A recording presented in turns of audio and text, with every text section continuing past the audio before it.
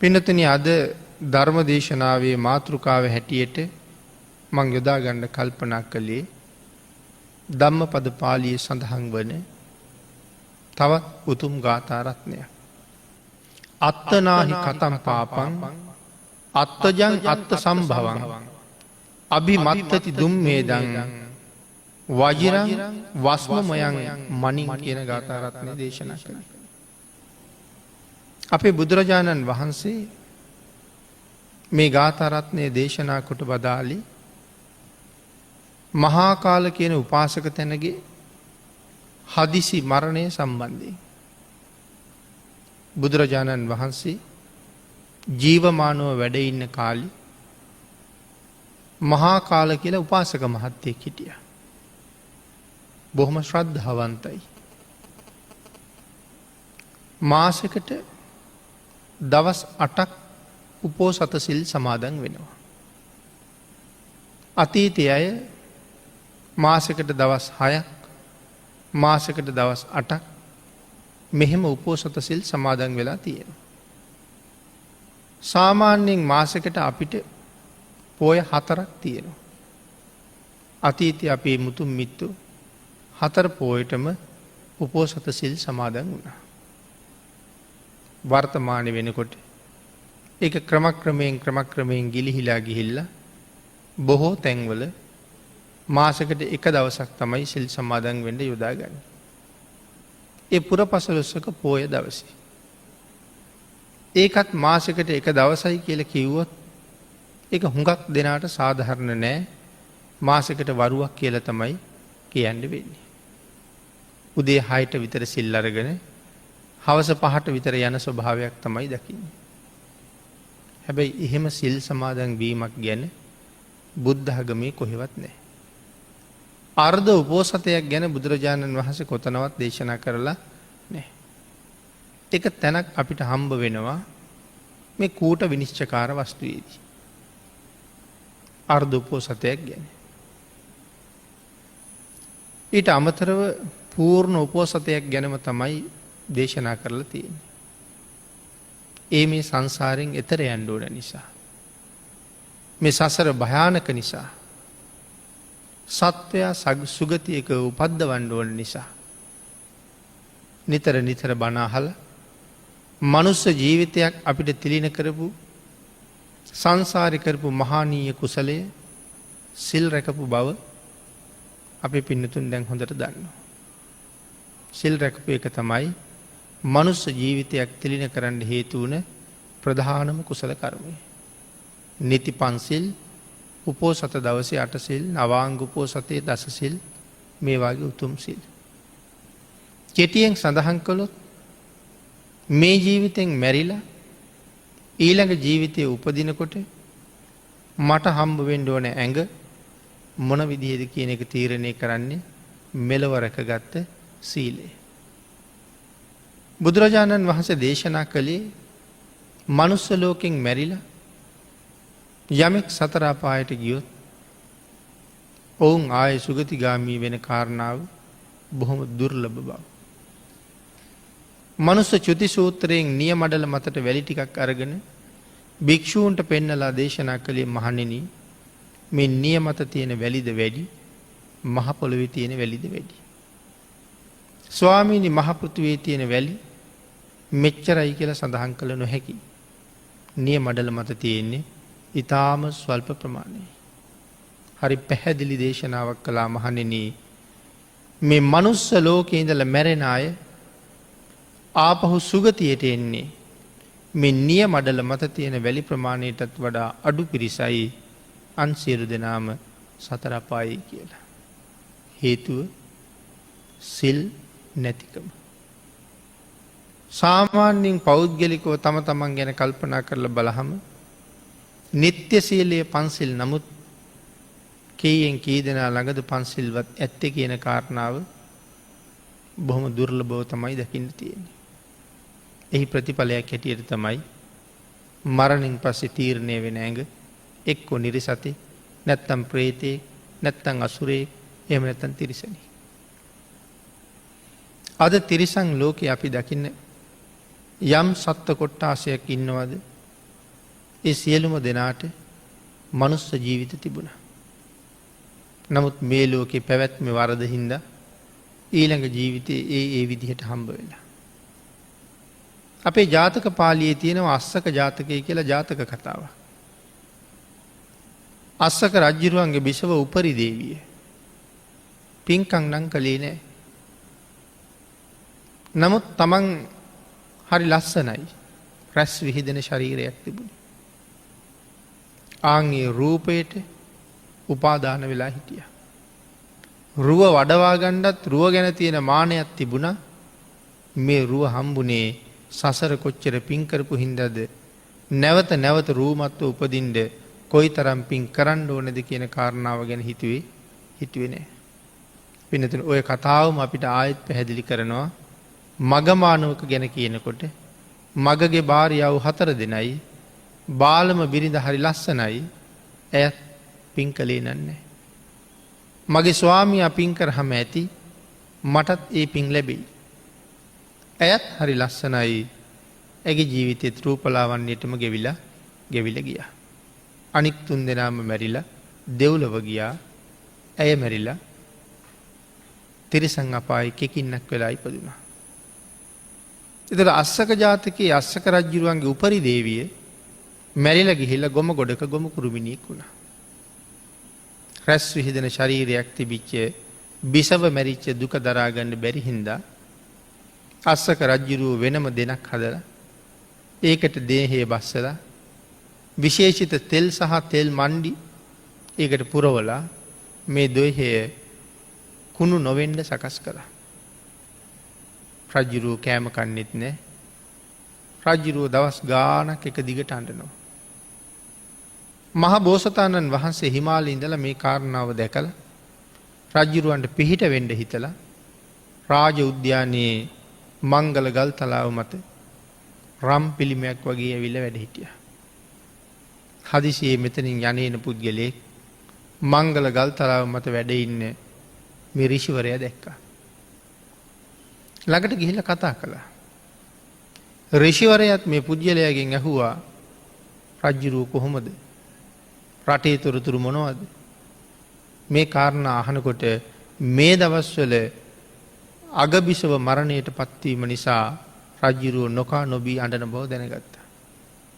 ඒ පුජ්‍යලයාට සඳහන් කළා ඔබට පුළුවන් නම් රජු මෙතෙන්ට කැඳවගෙන එන්න මට පුළුවන් රජ්ජුරුවන්ගේ ශෝකය තුනී කරන්න.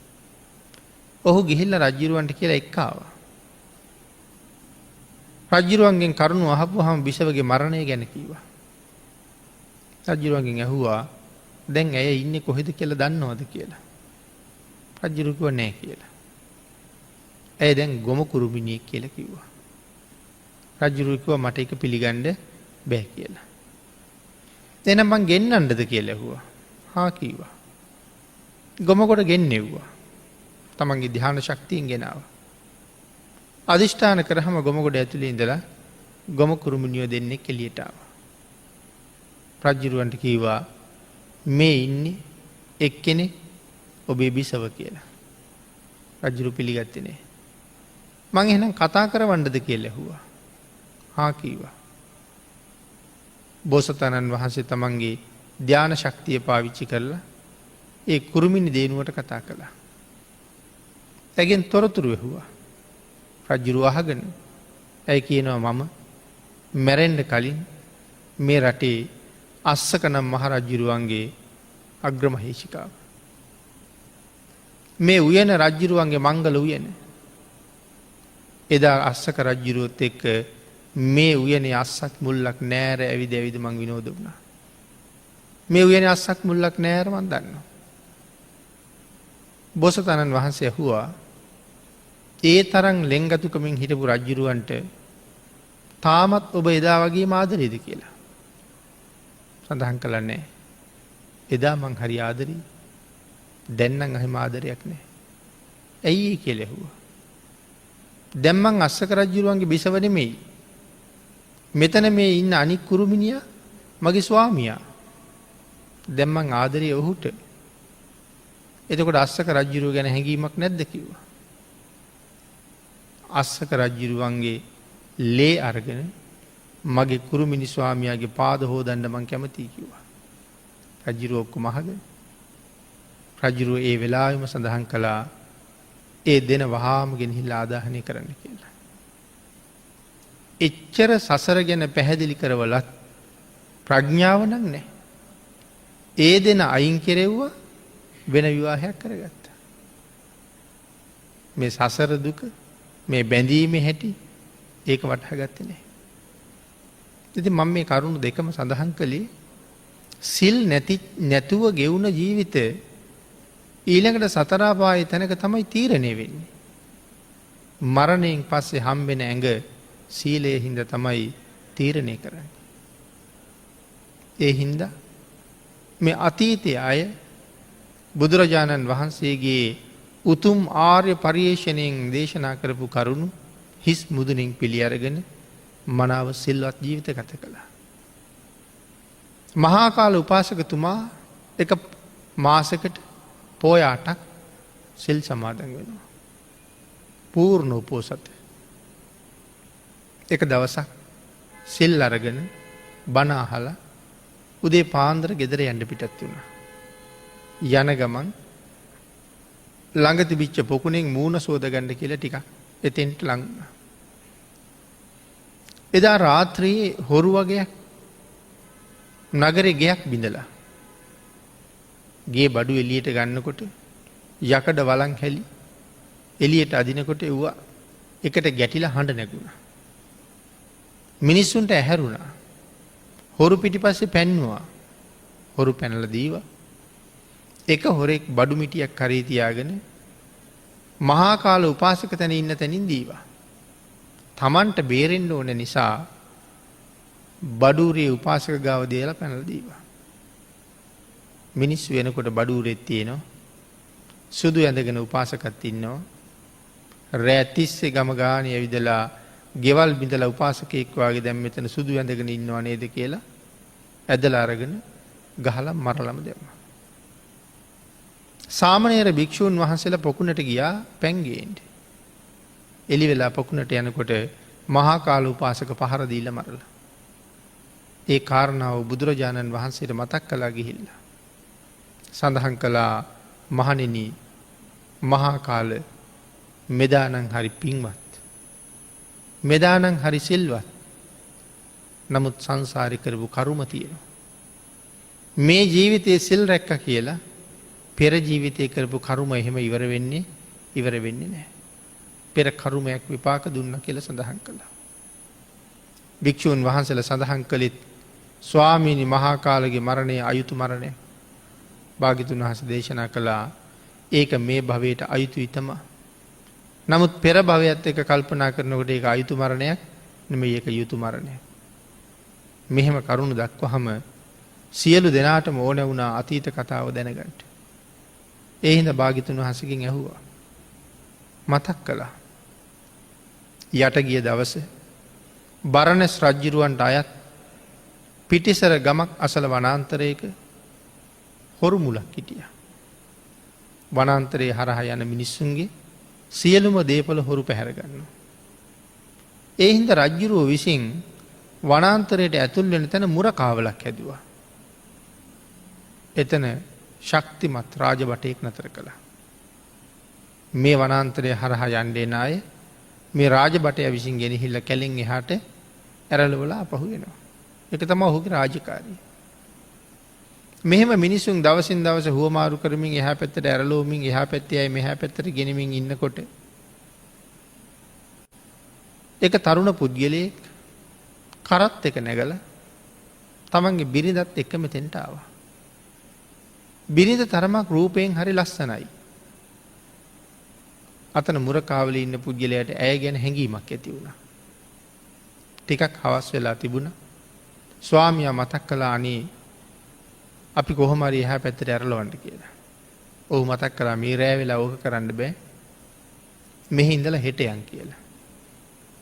ඔහු අවස්ථා කීපයක්ම බල කළා හදිස්සි ගමනක් යන්නේ ඒකයි පයින් ඉන්න නැතුව කරත්තයක් අරන් ආවේ කොහොම හරි ඇරලන්න කියලා.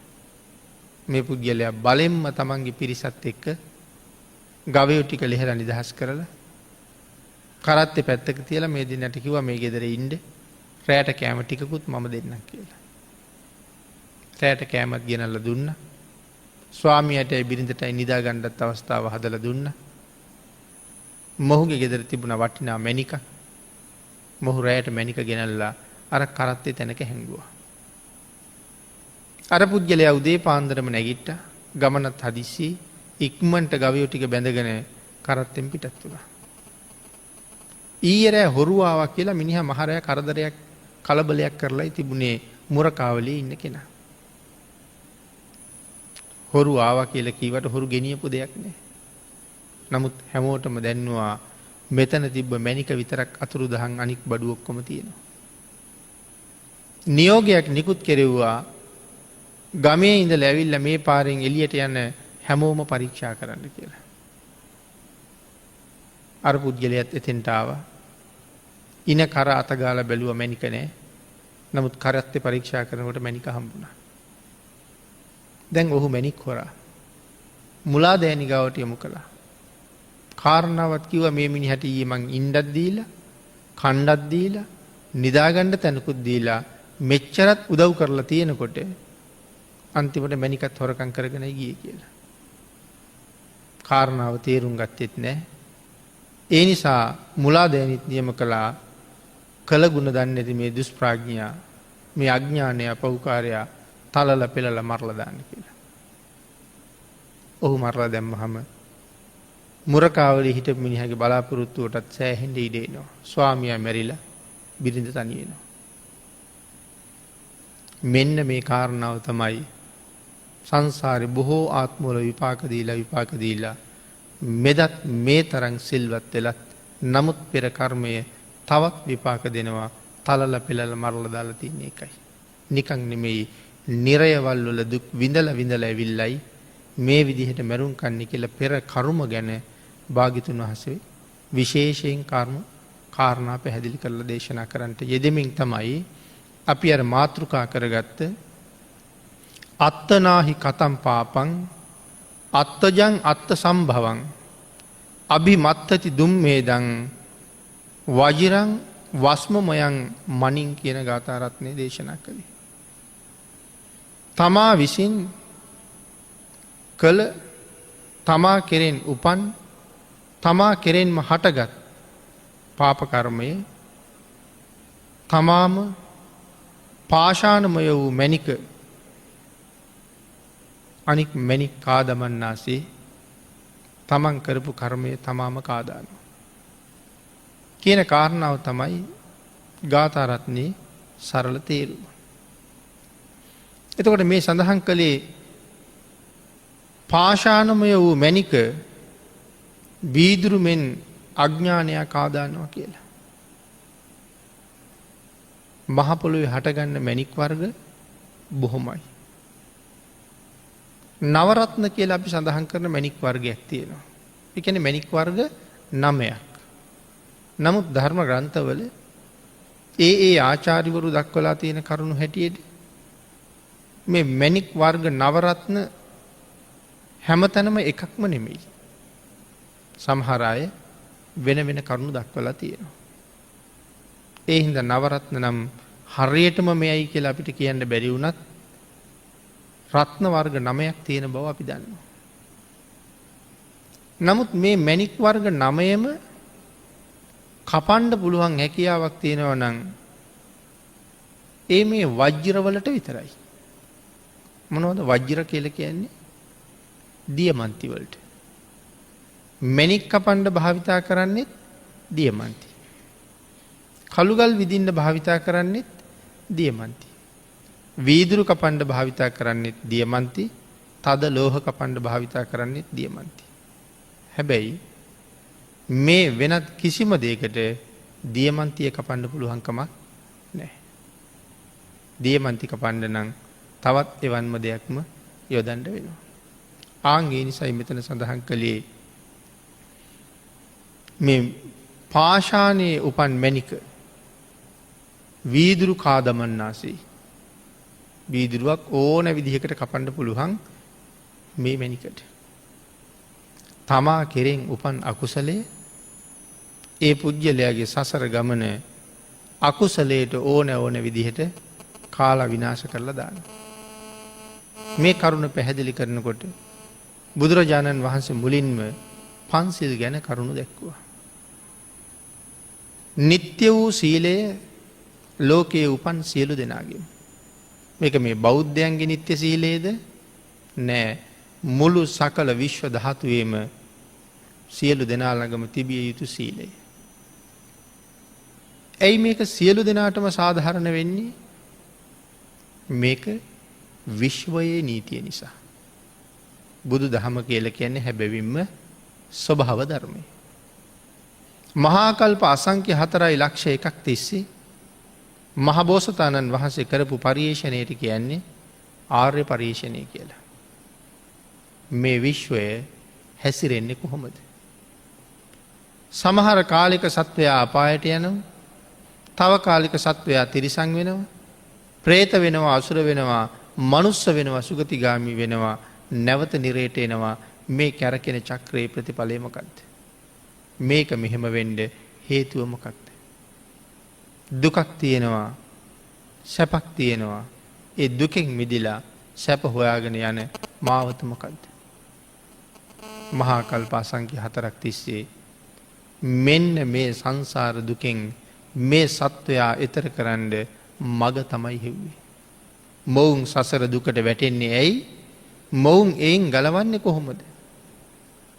ඒ කරුණු ඉතා සූක්ෂම ලෙස පරීක්ෂණය කළා.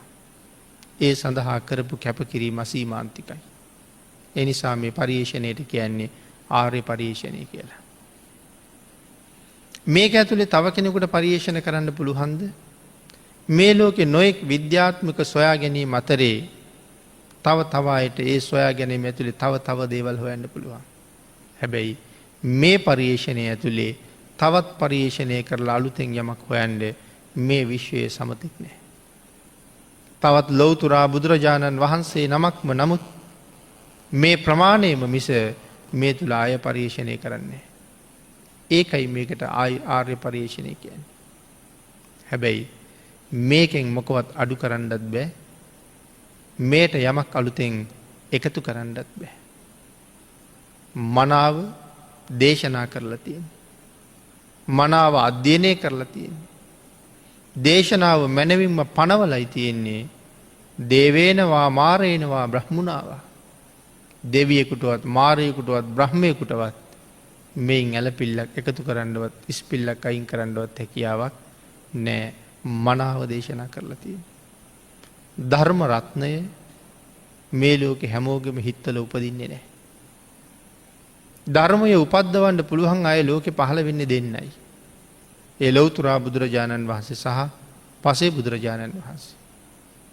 මේ බුදුරජාණන් වහන්සේගේ චිත්තසංතානය තුළ උපන්නා නම් යම් කාරණාවක් ඒකට කිව්ව ධර්මය කියලා. හැබැයි අපේ හිතවල ධර්මය උපදින්නේ නැහැ. ඒ කාරණාව විශේෂයෙන් මතක තියාගන්න ඕනේ. වර්තමානයේ සමහර වෙලාවට අපි පොත්පත් ලියනවා. මේ පොත්පත් ලියලා ගෙනල්ලා පිළිගන්නනවා. බණ පොතක් ලියුවා. ධර්ම දානය සඳහා බෙදලා දෙනවා කියලා. කොහොමද පොත ලියලා තියෙන්නේ? Tamanට හිතිච්ච දේවල්. මම හුඟක් බණ අහලා තියෙනවා. මම හුඟක් භාවනා කරලා තියෙනවා. මට වැටහිච්ච හැටියට මම පොත ලියලා තියෙනවා ධර්ම දානයක් උදෙසා. දැන් මම ධර්ම දානයක් කියලා බෙදනවා. එතකොට ඒක බණ පොතක්ද? මගේ හිතේ ධර්මයේ ඉපදුනාද? එහෙම ගෙනල්ලා බෙදලා දෙනකොට අහන්න ඕනේ මේ පොත ලියුවේ ත්‍රිපිටකයෙන්ද කියලා. ත්‍රිපිටකයෙන් ලිව්වනම් ඒක බණ පොතක්. මට හිතිච්ච දේවල් ලියලා වෙන කවුරුවත් නිවන් යවන්න බෑ. ඒකෙන් කුසල් වෙනුවට අකුසල් තමයි මං හිතන්නේ ගලන්න පටන් ගන්නේ. අන්න ඒ නිසා තමයි මේ නිර්මල ධර්ම රත්නයේ අයිතිය ධර්ම සේනාධිපති සාරිපුත්තයන් වහන්සේටවත් භාග්‍යතුන් වහන්සේ දෙන්නේ නැත්තේ. ආන් ඒක නිසායි බුදුරජාණන් වහන්සේ යටතේම ධර්ම රත්නය තියාගත්තේ. මොකද තව කෙනෙක් අතින් වෙනස් වුණොත් ලෝක සත්වයාගේ නිවනයි වෙනස් වෙන්නේ. සසර සත්වයාගේ සුගති ගමනයි වෙනස් වෙන්නේ. එහින්ද ධර්මරත්නය අයිතිය එදත් අදත් හෙටත් භාගිතුන් වහන්සේ යටතෙමයි තියෙන්නේ. අපිට තියෙන්නේ බුද්ධ භාෂිතය වෙනස් නොකර ජීවිතයට එකතු කරගෙන ඒ මග ගමන් කරන්න විතරයි. අන්න ඒක නිසා මේ ආර්ය පරීක්ෂණය කරන කාලය අවබෝධ කරගත්තා මේ විශ්වයේ ජීවත්වෙනවද යම් සත්වයෙක් ඔහු මේ පන්සිල් මත හික්මෙන්ඩ මෝනේ. පන්සිල් රකින්න බැරි දෙතකොට. අමාරුද්ධ. සමහර අය අහනවා පන්සිල් රකින අය කවුද ලෝකෙ ඉන්න කියලා. ඒ අයගේ හිතේ මේක රකින්න බැරි සීලයක් කියලා. භාගිතුන් වහස දේශනා කරනවා මහණෙනි බැරිනං මම දේශනා කරන්නේ කියලා. තියෙනවා. අපිට රකින්න බැරි කොටසක් තියෙනවා. හැබැයි අපි වගේ අයට ඒකත් රකින්න ඉන්නවා. අපිට කරන්න බැරි දේවල් බුදුරජාණන් වහන්සේ දේශනා කළේ නෑ. කරන්න බැරි දේවල් කරන්න කියලා බැරි බර අපේ ඇඟට පටෝලා නෑ භාගිතුන් වහන්සේ කියලා කියන අපිට කරදර කරන්න නෙමේ කරදරෙන් අපි මුදා ගණ්ඩයි ලෝකෙ පහළ වෙන්නේ. නමුත් කෙලෙස් හැටියට කතා කළොත් අපි සාමාන්‍යයෙන් කෙලෙස් කීයක් කියලා කතා කරනවද? අපි කියන්නේ කෙලෙස් 1500ක් කියලා. කෙලෙස් 1500ක් ගැන කතා කරනවා ධර්මයේ. මේ 1500ම ශික්ෂාපද හැටියට අපිට පැනෙව්වද? එහෙමනම් කොහොමවත් නැහැ. ගිහි සමාජයේ පිළිබඳව කල්පනා කළොත් අපේ බුදුරජාණන් වහන්සේ මේ 1500න් 1495ක්ම අයින් කිරුවා මේ මිනිස්සුන්ට ඒක පිළිපදින්න බැරි හින්දා. 1495ක් අයින් කරලා 5ක් ඉතුරු කරලා අපිට කිව්වා මේක වෙනස් කරන්න බෑ. මේක මේ විශ්වයේ නීතිය ප්‍රධාන වගන්ති ටික මේක රැක ගන්න කියලා. 5යි. අපි කොහොමද දක්ෂයි කියලා කියන්නේ? අපි දක්ෂයි නම් මෙන්න මේ 5 රකින්න පුළුවන් වෙච්ච කෙනයි දක්ෂය. උපාධියක් 2ක් 3ක් ගත්තට වැඩක් නැහැ. මැරිලා තිරිසන් වෙනවනේ. උපාධිය නැති වුණාට කමක් නැහැ. තිරිසන් වෙන එකෙන් බේරෙන්න පුළුවන්. ආන් ඒකයි කියේ මේක රකින්න පුළුවන් නම් ඔහුයි දක්ෂයා. එතකොට මොනවද අර අයින් කරපු 495 තියෙන්නේ? මකුළු දැල් කඩන එක පව්. කුඹුරු කොටනකොට පව්. වී තම්බනකොට පව්. මහ පොළොව හාරනකොට ඒකත් පව්. මේ විදිහට කල්පනා කරලා බැලුවොත් මේව තමයි එතන තියෙන්නේ. දැන් අපිට දේශනා කළා නම් හේන් කොටන්න එපා, වල් ගිනි තියන්න එපා, කුඹුරු කොටන්න එපා, කුඹුර හාන්න එපා, කොළ පාගන්න එපා, වී තම්බන්න එපා, මකුළු දැල් කඩන්න එපා. අපිට දේශනා කළා නම් අපිට ජීවත් වෙන්න පුළුවන්ද? එන ජීවත් වෙන්න බෑ. ආන් ඒකයි සඳහන් කළේ අපිට කරන්න බැරි ප්‍රමාණයක් තියෙනවා. ඒ ප්‍රමාණය තමයි මේ 1495 හැටියට අයින් කරලා තියෙන්නේ. ගිහි ජනතාවට ඒව තහනම් කළේ නෑ. මොකද ගිහි ජීවිතය ගෙවන්න ඕන හින්දා. හැබැයි සීලේ මට්ටම වෙනස්. දැන් උපසම්පදා භික්ෂූන් වහන්සේ නමක් ගැන කල්පනා කරනකොට දැන් ගිහි අයට කුඹුර කොටන එකවත්, හාන එකවත්, ලින්හාරණ එකක්වත් තහනම් නෑ. නමුත් උපසම්පදා භික්ෂූන් වහන්සේට දේශනා කළා නියපොත්තෙන් මහ පොළොව හාරණ එකක් තහනම් කියලා. උන්වහන්සේ යන්නේ වෙන ගමනක්, මේ මිනිස්සු යන්නේ තව ගමනක්. ඒ මට්ටමට ගැලපෙන්නයි භාග්‍යතුන් වහන්සේ මේක වෙන් කරලා තියෙන්නේ. මොන තරම් සාධාරණත්වයක් සංසාරයෙන් එතර වන්නන් කෙරෙහි කොයි තරම් අනුකම්පාවකින්ද මේක පනවලා තියෙන්නේ. අපි අහනවා කවුද මේ 5 රකින්නේ කියලා. ඒ අපේ දුර්වලකම මිසක් වෙන අපේ ශක්තියක් නෙමෙයි. අන්න ඒකින්ද සමස්ත සකල සත්වයාටම මේ පන්සිල් උරුමයි, මේ පන්සිල් පොදුයි. හැබැයි පින්නතුනි දේශනා කළා සතර මහා පාය සත්වයාගේ නිජ බිම වගේ, සත්වයාගේ මහ ගෙදර වගේ ඒ තරම්ම පිරිලා. අවීචය ගැන කියනකොට සඳහන් කරන්නේ ඊයන් උණු කරලා නලයකට වැක්කිරුවොත් අතුරු සිදුරු නැතුව ඒ නලේ පුරාම ඊයන් ගමන් කරනවා. ඒ නලේ ඇතුළේ තැන් තැන්වල සීරුයින් කැඩින් බිඳින් තිබුණා නම් ඒ තැන් වලටත් ඊයන් යනවා. ඊට පස්සේ නලේ පළලා ඊයන් කෑල්ල ගන්නකොට අර බටේ ඇතුළේ තිබිච්ච අතුරු සිදුරු හැමතැනම ඊයන් ගමන් කරලා ඒක තනිකරම ඊයන් කඳක් නෙමෙයි, එහෙන් මෙහෙන් ගැටිති තියෙන කඳ. අතුරු සිදුරු නැතුව පිරීලා.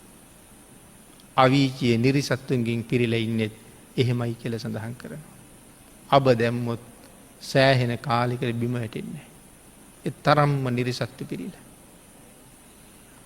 භාග්‍යතුන් වහන්සේගේ ධර්මයේ මුළු විශ්වයටමයි. නමුත් බෞද්ධ කියලා ජන කොටසක් පමණ මේ පන්සිල් යටතේ තරමක් හික්මෙන් අද සූදානම් වෙනවා.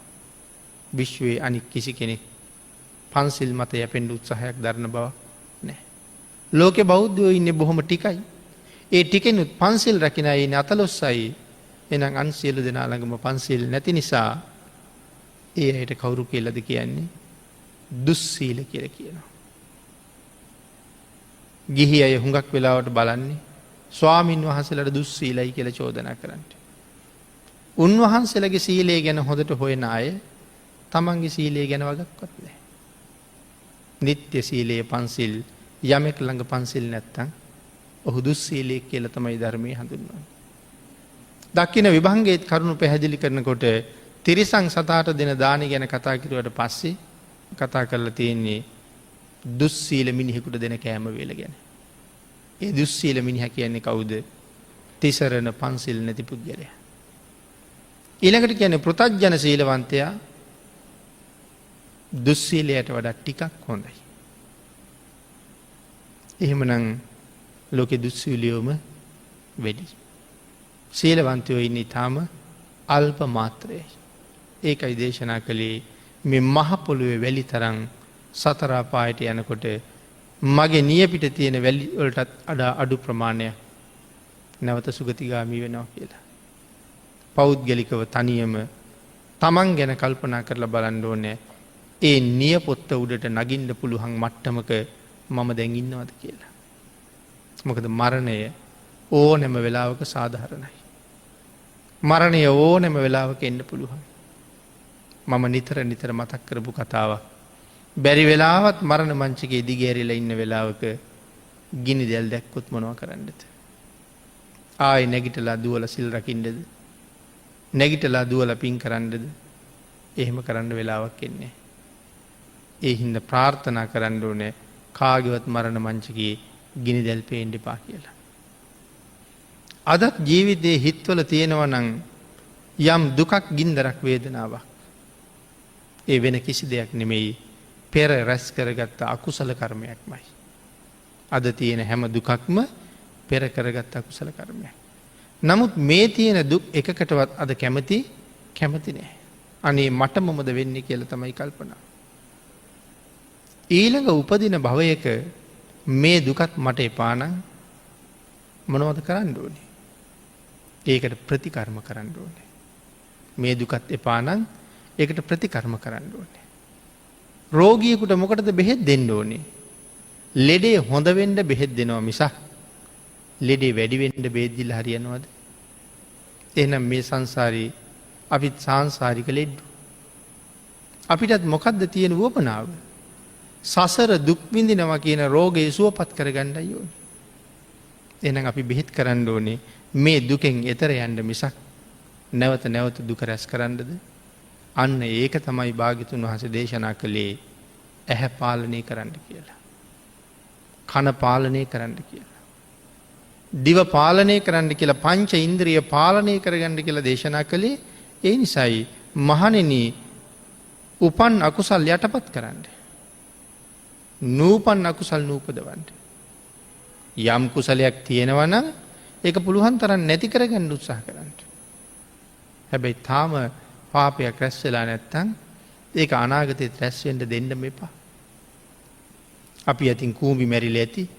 අපි අතින් මදුරුව මැරිලා ඇති. අපි අතින් තව සත්තු මැරිලා ඇති. නමුත් තාම මිනී මරලා නැහැ. නමුත් තාම හරක් මරලා නැහැ. අනාගතේ හරක් මරන්න මිනී මරන්න අවස්ථා එළඹෙන්න පුළුවන්. නමුත් ගන්න එපා. මෙතෙක් නූපන් අකුසලයක් නේ මිනිහෙක් මරලා නැහැනේ. අනාගතේ මරණවා කියන්නේ නූපන් අකුසලයක් ඉපැද්දෙව්ව කියන එකයි. නමුත් භාග්‍යවතුන් වහන්සේ දේශනා කළේ නූපන් අකුසල් නූපදවන්න. ඉපදිලා තියෙනවා නම් අකුසල් ප්‍රමාණයක් දැනටත් කූඹිත් මදුරුවොත් කෝඳුරුවොත් කැරපොත්තොත් මැරෙනවා නම් ඒ මරණ එකත් නවත්ත ගන්න. තව තව ලොකු දේවල් කරගන්න එපා කියලා. එහෙන් රූප දකින්න ගියහම භාග්‍යවතුන් වහන්සේ දේශනා කළේ හැම දේම දිහා බලන්න එපා කියලා. ඇයි හැම දේම බලහම මොකද වෙන්නේ? හැම දේම බලන්න ගියහම කෙලිස් උපදිනවා. අවශ්‍ය ප්‍රමාණය විතරක් බලන්න. ඔකට බැන්න භාග්‍යවතුන් වහන්සේට සමහර අය මිනිසුන්ගේ දියුණුව නැති කරනවා කියලා. ඇස් හම්බුනේ මිනිසුන්ට ලෝකේ බලන්න. ඔබ වහන්සේ දේශනා කරනවා ඇහැ පාලනය කරන්න කියලා. වෘද්ධිනාශකය කියලා බැන්න. නමුත් පස්සේ කරුණු සඳහන් කරලා කාරණා දක්වහම බැනපු අය මේ ශාසනය රහත් වෙනවා. මාගන්දී ආවාගේ අය මාගන්දී බමුණා අර අපි කතා කරන බැමිණි නෙවෙයි. මාගන්දී බමුණා සඳහන් කළා මිනිසුන්ට ඇස් ලැබුණේ මොකටද? රූප හොයන්න, රූප බලන්න, රූප රස විඳින්න, දැක්කට වඩා ලස්සන රූප හොය හොයා ගිහිල්ලා බලන්න. භාග්‍යවතුන් වහන්සේ දේශනා කරන්නේ එහෙම කරන්න එපා, ඇහැ පාලනය කරගන්න. නමුත් මාගන්දිය මෙහෙම කියනකොට ඇහුවා මාගන්දිය හොඳයි කමක් නැහැ. රූප හොයලා, රූප බලලා, රූප රස විඳලා, දැක්කට වඩා ලස්සන රූප හොය හොයා ගිහිල්ලා බලලා අන්තිමට රූපේ ආදීනව දකින්න අය ගැන මොනවද උඹේ දර්ශනේ තියෙන්නේ කියලා. මාගන්දිය බිම් බලා ගත්තා. ආදීනවේ ගැන මොකවත් කතා කරලා නෑ. භාග්‍යවතුන් වහන්සේ ආදීනවේ ගැන කතා කරනවා. අන්න ඒකින්ද කෙලෙස් උපදින දේවල් බලන්න එපා කිව්වා. පාරේ යනකොට කොච්චර දේවල් පේනවද? සමහර දේවල් දැක්කහම අපිත් රාගාධික නිසා, අපිත් ක්ලේශ බරිත නිසා අපිට ඒ දේවල් වැඩියෙන් බලන්න හිතෙනවා. භාග්‍යවතුන් වහන්සේ දේශනා කළේ වදිහා බලන්න එපා. මෙතෙක් රැස් වෙලා නැති රාගයක් අලුතෙන් උපදිනවා. මෙතෙක් ඉපදිලා නැති ක්ලේශයක් අලුතෙන් උපදිනවා. ඒ නිසා දැක්කොත් සිහිය පිහිටවන්න අහක බලාගන්න. නමුත් මේක තේරුම් ගන්න බැරි අපි එහෙම දේවල් දකින්නම කැමති. එහෙම දේවල් බලන්නම කැමති. දැක්කොත් හැරි හැරි බලන්නමයි ලෑස්ති. දැන් ඒ විදිහට බලහම තාම අපි බුද්ධ ආගමේ නෑ කියලා වගේ හිතෙනවා. ඒක බුද්ධ ආගම නෙමෙයි එතකොට. දැක්කොත් පාලනය වෙන්නයි දේශනා කළේ. නමුත් අපි කරන්නේ හැරිලා බලලා පේන්නේ නැත්නම් ඉස්සිලා බලනවා. ඊළඟට මාගන්දියට තව කරුණු පැහැදිලි කළා. ඒ හොයන ඒ බලලා හම්බ කරගත්ත සැපය මොකද්ද කියලා. ඒ කරුණුත් පැහැදිලි කරලා දේශනා කළා. මාගන්දිය එහි කිසි සැපයක් හම්බ කරලා නැහැ. ඒ බලලා හොයාපු සතුට කොයි වගේද? එහෙම නැත්නම් මේ දහදුක් විඳලා හොයාපු පංචකාමයේ කොයි වගේද? තුවාලයක් හැදුනහම මිනිහෙකුට ඒ තුවාලයේ මුඛය නියපොත්තෙන් කහනකොට දැනෙන්නේ සතුටක්. තුවාලේ වටේට නියපොත්තෙන් කහනකොට සනීපයි. සඳහන් කළා මාගන්දිය උඹලා මේ අගේ කරන පංචකාමයේ කොයි තරම් සැපද ඒක මම දකින්නේ තුවාලයක් වටේට නියාගින් කහනකොට දැනෙනවා නම් සතුටක්. ඒ වාගේ සතුටකටයි මේ මිනිස්සු ඔක්කොම ඉවල්ලන්නේ. කාලා බීලා නටලා උඩ පැනලා කරන්න පුළුවන් හැම දුෂ්චරිතයම කරලා මේ මිනිස්සු හොයන්නේ ඒ වාගේ සතුටක්. එතකොට අපි හැමෝම දඟලන්නේ එහෙම සතුටක් වෙන්නේ. ඒ කියන්නේ තාම තියෙන්නේ නිර්මල බුද්ධ දර්ශනය නෙමෙයි අපි ගාව. අපි ගාව තියෙන මාගන්දීගේ දර්ශනය. ඒ හින්දා වහාම හුස්ම ටික පිට වෙන්න කලින් යන්න වෙනවා බුද්ධ ආගමට. මේ සංසාරේ දුගතියෙන් එතර යන්න නම් බුද්ධ ආගමට එන්න වෙනවා. ආන් ඒ නිසා අපි මේ ජීවිතේ කරන්නේද යම් කර්මයක්, ඒ හැම කර්මයක්ම විපාක විඳින්නම වෙනවා. අද මෙතන මෙහෙම සුදු ඇඳගෙන ඇවිල්ලා ලස්සනට ඔබ හිටියට, මේ ආසනයේ ඉඳගෙන ඔබට ධර්ම දේශනා කළාට මම පෙර කරපු දේවල් ඔබ දන්නෙත් නැහැ, මම දන්නෙත් නැහැ. ඒක අනාගතේ මට විපාක විඳින්න තියෙන්නේ පිහි ඇනුමකින්ද, වෙඩි පාරකින්ද, බස බෝතලයකින්ද මොකේකට හරි තැලිල පොඩි වෙලාද කාගෙන් හරි අපහස අහන්ඩ තරන් කොයි තරන් කරුම මේ වෙනකොටත් ඇද්ද. අද අපි හිතන අනේ අපි හිතාගෙන හිටිය හරි හොඳයි කියලනේ. නමුත් මෙහෙමලුනේ දන්න රිබන් වෙලාලුගේ අපි එහෙම කතා කරනවා. අද මෙහෙම හිටියට පෙර අනුන්ට අපහස කරපු කරුම තාම අපිට විපාක දෙන්න පිටිපසින්න. ආං ඒ නිසා දේශනා කළා මහාකාලගේ මරණය අදනං අයුතු මරණයක් තමයි. නමුත් අතීතයත් එක කල්පනා කරලා බලන්නකොට ඒක කිසි අයුත්තක් නෑ කියලා පැහැදිලි කරලා මේ කාරණාටික දේශනා කරලා භාගිතුන් වහසේ ධර්ම දේශනාව නිමා කරනකොට එතල හිටපු විශාල පිරිසක් ධර්ම අවබෝධය ලැබවා. එනම් ජීවිතයේ අපිත් මේක හොඳට තේරුම් ගණ්ඩුවන. අද යමෙකුට අපහාසයක් කරනවද අද යමෙකුට රිදවීමක් කරනවාද ඒක මට ඉදිරියට 100 ගණන් ආත්මොල රිදවනවා. පුළුවන් තරම් වලකින්ද වීරිය වඩන්නයි දේශනා කළේ. පින්නතනි ධර්ම දේශනාවට තියෙන කාලයත් නිමා වෙලා නිසා අපි දේශනාව මෙතනින් නිමා කරමු.